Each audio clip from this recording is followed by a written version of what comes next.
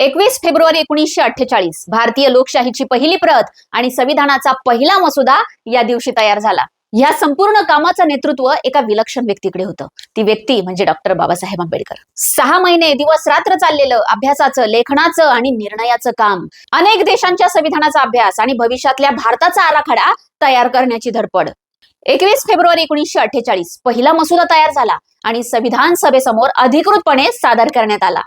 भारताच्या इतिहासातील पहिला संविधानिक दस्तऐवज म्हणजे हा पहिला मसुदा.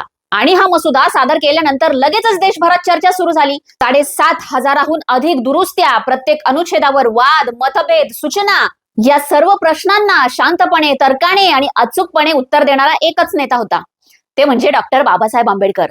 या पहिल्या मसुद्यावर तब्बल 8 महिने चर्चा झाली. नवीन सुधारित मसुदे तयार झाले आणि शेवटी 26 नोव्हेंबर 1949 ला संविधान मंजूर झालं. पण सुरुवात ती 21 फेब्रुवारी 1948 लाच झाली होती. आता एक प्रश्न तुमच्यासाठी. 26 नोव्हेंबर 1949 ला संविधान मंजूर झालं, पण हे संविधान लागू कधीपासून झालं याचं उत्तर कमेंटमध्ये नक्की सांगा. आणि हो, संविधानाविषयी जाणून घेण्यासाठी मला फॉलो करायला विसरू नका, कारण संविधानाची जाण समृद्ध राष्ट्र निर्माण.